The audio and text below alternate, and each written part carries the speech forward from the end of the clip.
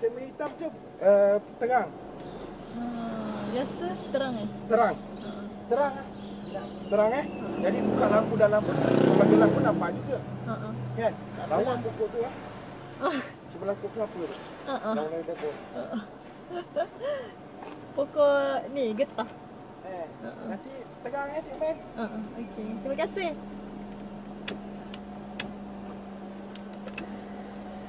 Hello, Assalamualaikum. Hai. Assalamualaikum warahmatullahi wabarakatuh.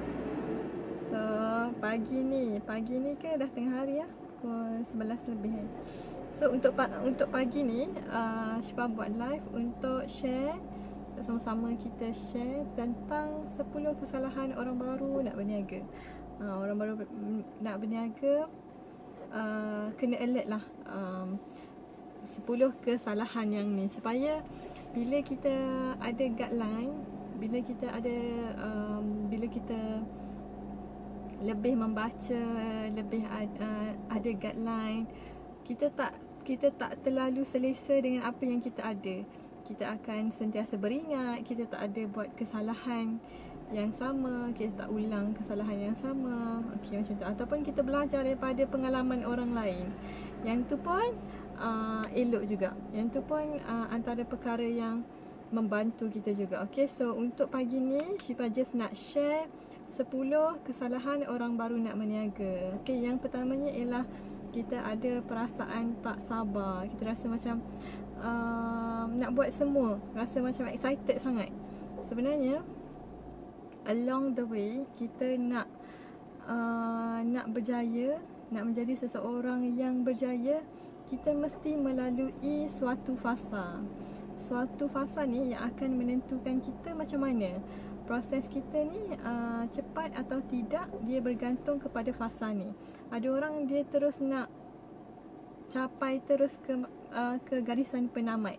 Sedangkan untuk capai ke garisan penamat tu, kita mesti melalui jalan yang kita kena berlari, kita kena berehat seketika, kita kena ambil air minum sebelum kita sampai ke garisan penamat.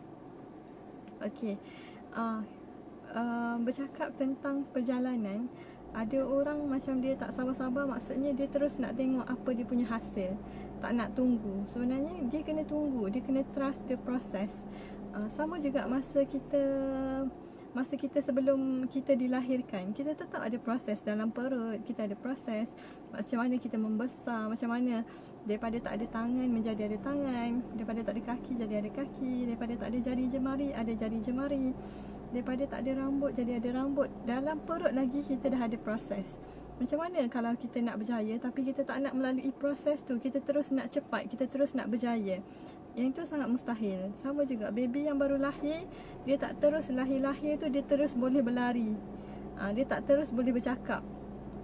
Okey, tapi dia akan melalui fasa, iaitu dia kena meniarap dulu, kemudian merangkak, lepas tu berjalan, lepas tu barulah berlari. So dia memang ada proses. Okay, so kita dalam bisnes, kita tak boleh nak berjaya cepat, kita tak boleh nak kaya cepat, kita tak boleh nak gelojoh, kita tak boleh nak buat sesuatu tu, kita tak boleh tak jujur.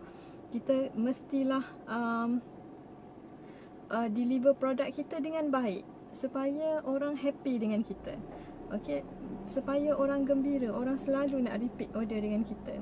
Okay, so dalam bisnes kita mesti ada kesabaran. Kita mesti percaya bahawa kejayaan tu dia datang dalam proses. Dia datang, ada fasa-fasa yang kita perlu lalui. Fasa kita nak bermula, fasa kita grow, dan fasa kita expand. Benda tu kita ada proses. Yang kedua ialah kita nak grow cepat, kita buat pinjaman bank dalam jumlah yang besar. Sebab kita nak suruh kita terus hebat. Kita terus nak buat bisnes ni, kita terus nak ada kedai yang besar, kedai yang gah.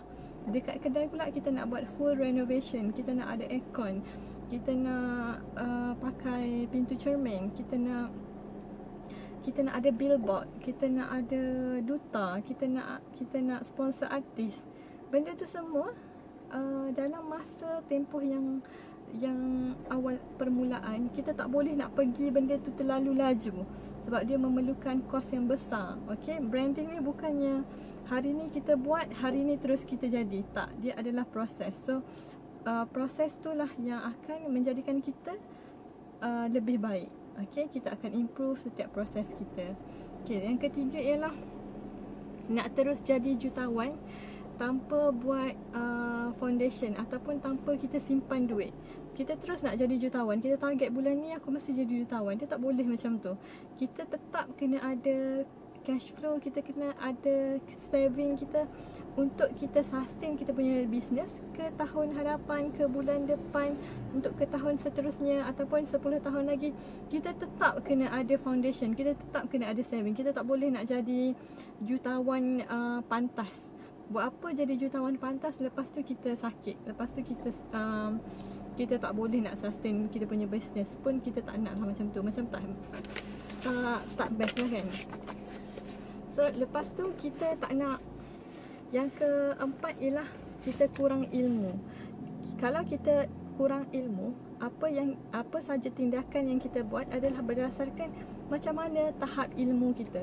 Kalau tahap ilmu kita biasa-biasa, maka bisnes kita pun akan jadi biasa-biasa. Macam mana orang yang hebat, dia boleh grow bisnes dia dengan hebat, ialah dia punya tahap pendidikan dia, tahap ilmu yang dia ada. So lagi banyak kita ada ilmu, lagi banyak lagi grow lah kita punya bisnes. Sebab ilmu adalah sesuatu perkara yang sangat penting untuk kita grow dalam kita punya bisnes. Tapi kalau ada ilmu sahaja tapi kita tak apply ilmu tu pun tak ada guna juga. Okay. So yang kelima ialah kita tak nak belajar.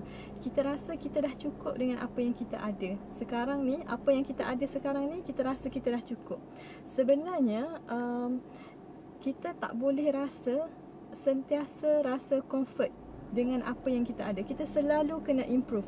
Bila kita improve, kita akan jadi lebih baik. Kalau kita tak improve, kita akan duduk dalam tahap yang sama sampai bila-bila. Okey, yang keenam ialah kita tak nak berubah. Kita nak hidup cara kita yang sama, yang lama.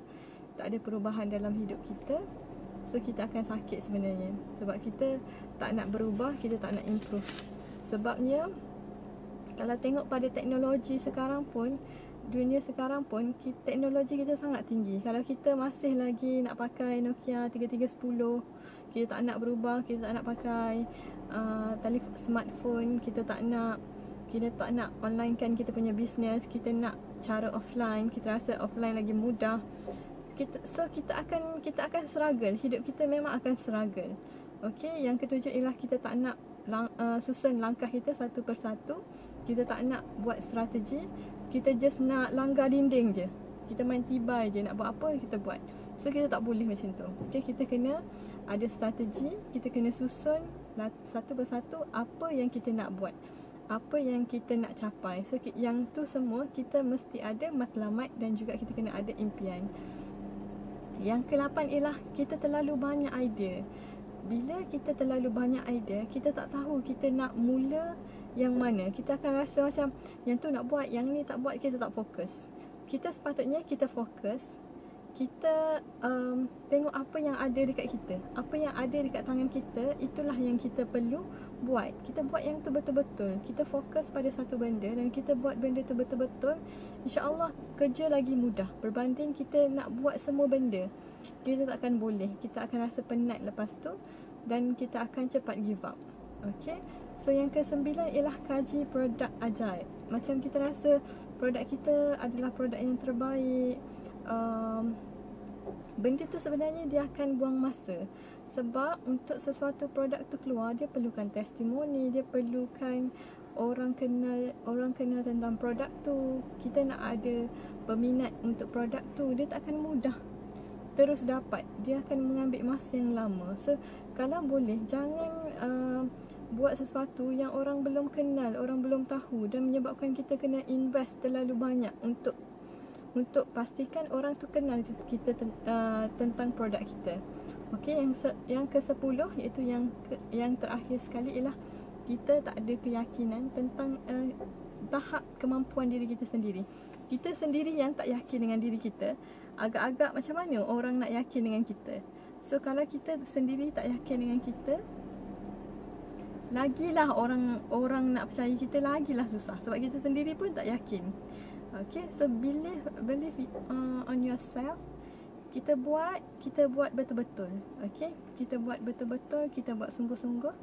InsyaAllah kejayaan akan muncul depan kita nanti. Dan benda ni memang tak macam mana pun, kena trust the process. Okay, so itu sahaja sharing Syifa untuk pagi ni. InsyaAllah nanti Syifa akan sentiasa buat sharing, supaya ilmu yang kita ada tu jadi ilmu yang berguna, jadi ilmu yang bermanfaat, sebab kita buat sharing. Okay, so terima kasih yang tengok video live ni.